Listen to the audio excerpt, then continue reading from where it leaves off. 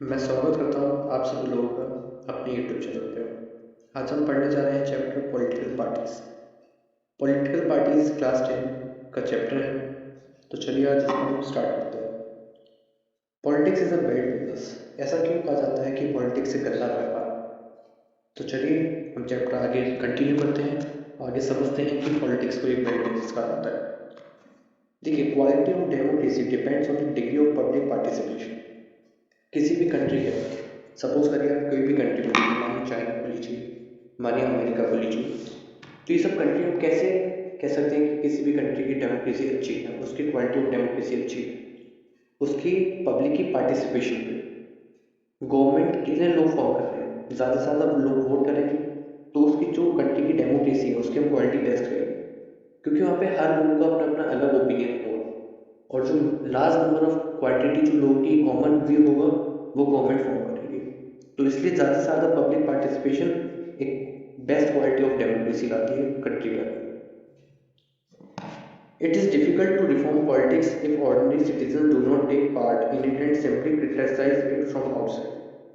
देखिए, अगर ये बहुत डिफिकल्ट रहेगा किसी भी कंट्री में गवर्नमेंट चेंज करने के लिए, या फिर नई गवर्नमेंट लाने के लिए, या फिर गवर्नमेंट चेंज करने के लिए कोई और नई पार्टी लाने के लिए, अगर कोई नॉर्मल पीपल, आम जनता, अगर उस इलेक्शन में अपना वोट कास्ट नहीं करेगी, तो ये बहुत हार्ड रहेगा, बहुत मुश्किल रहेगा उस पर्टिकुलर कंट्री की गवर्नमेंट को चेंज करने में।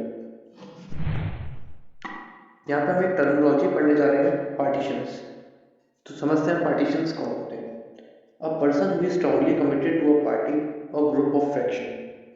ऐसा पर्सन, ऐसा व्यक्ति जो एक पर्टिकुलर पार्टी या ग्रुप के को फॉलो करता हो।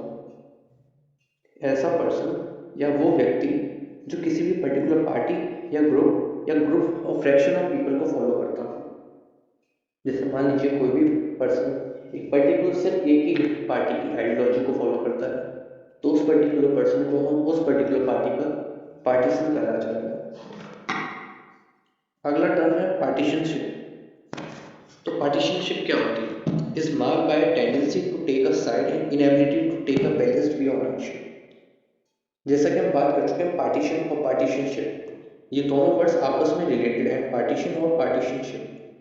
पार्टीशनशिप में क्या होता है, जैसे वो पर्टिकुलर पर्सन है जो एक पार्टीशन, एक पर्टिकुलर ग्रुप और एक पार्टी का, तो वो एक उसके पास एक इनएबिलिटी होती है कि वो किसी भी जो इशू है उसको एक बैलेंस व्यू से नहीं देख पाता है। वो इस पर्टिकुलर पार्टी और जो उसकी जो आइडियोलॉजी होती है वो सिर्फ उसी को करेक्ट बताता है, चाहे वो कोई भी इशू हो। वो सिर्फ उस पर्टिकुलर पार्टी की आइडियोलॉजी से बाहर नहीं निकल पाता है, एक बैलेंस्ड व्यू नहीं रख पाता है। क्या उस इशू का बैलेंस्ड व्यू होना चाहिए? तो चलिए हम पढ़ते हैं व्हाट आर पॉलिटिकल पार्टीज। तो पॉलिटिकल पार्टीज क्या होती है? What are political parties? तो पॉलिटिकल पार्टीज होती हैं group of people who come together with same ideology. Political parties एक ग्रुप होती है पीपल का, एक समूह होता है बहुत सारे लोगों का, जिनकी कॉमन आइडियोलॉजी होती है, जिनकी कॉमन विचारधारा होती है।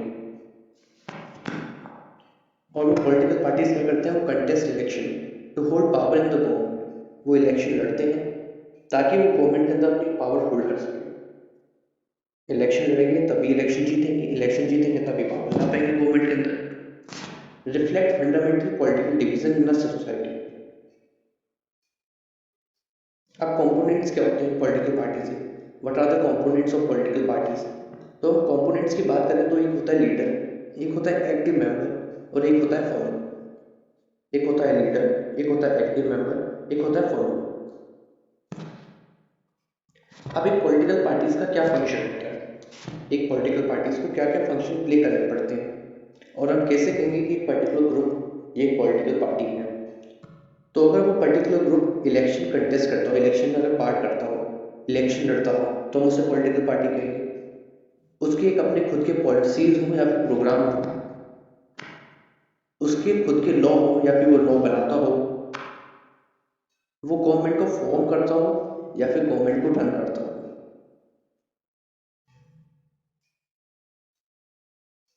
उसके पास एक्सेस हो गवर्नमेंट की वेलफेयर स्कीम्स की। जो गवर्नमेंट के द्वारा बहुत सारी वेलफेयर स्कीम्स लाई जाती हैं अपने देश के बेटर डेवलपमेंट के लिए, तो उसके पास वो एक्सेस हो, वो उस वेलफेयर स्कीम्स को की हेल्प से और एक अच्छा काम कर सके, वो पब्लिक ओपिनियन क्या जनता चाहती है उसको शेप दे सके, उसकी बात को बढ़ावा दे सके। अब एक आम जनता है, उसका काफ़ी मुश्किल रहेगा कि वो एक सीएम या फिर पीएम एक बड़े लेवल के पॉलिटिशियन से अपनी बात रख सके। तो जो छोटे से इंसान, एक कॉमन पर्सन की बात एक पॉलिटिकल पार्टीज उन बड़े बड़े पॉलिटिशियंस के पास तक पहुंचाती है। उनके जो ओपिनियंस होते हैं वो उनके पास, बड़े बड़े पॉलिटिशियंस के पास उनको रखती है जाके। और एक पॉलिटिकल पार्टी अपोजिशन का भी रोल प्ले करती है, और ये अपोजिशन का रोल प्ले तब होता है जबकि पॉलिटिकल पार्टी इलेक्शन के अंदर अपना वोट नहीं कर पाए, इलेक्शन के अंदर जीत ना पाए, तब वो एक अपोजिशन का रोल प्ले करती है।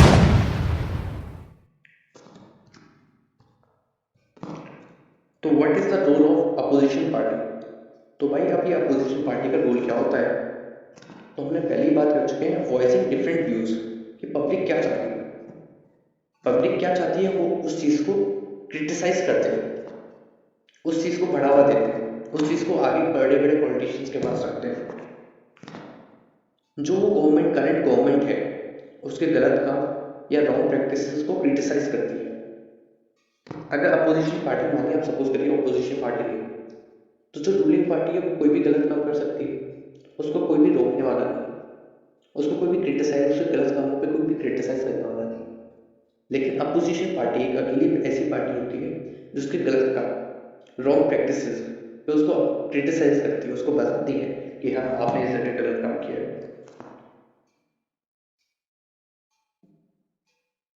और एक पॉलिटिकल पार्टीज का क्या काम होता है? Improve policies and programmes. अब मान लीजिए जो रूलिंग पार्टी है वो एक रॉन्ग स्कीम लेके आई, एक गलत पॉलिसी लेके आई जो कि कॉमन सिटीजन के लिए हार्मफुल है, और वो कॉमन सिटीजन उस पॉलिसी को लाइक भी नहीं कर रहे। तो जो पॉलिटिकल अपोजिशन पार्टी होगी वो उस चीज़ को क्रिटिसाइज करेगी, उसको बताएगी, नहीं भाई रूलिंग पार्टी को बताएगी कि आप एक काम करिए, इस पॉलिसीज में ये चीज़ें ऐड करेंगे ताकि बेनिफिशियल हो सके कॉमन पर्सन के। एक अपोजिशन पार्टी गवर्नमेंट को अकाउंटेबल बनाती है, एक अपोजिशन पार्टी गवर्नमेंट को अकाउंटेबल बनाती है।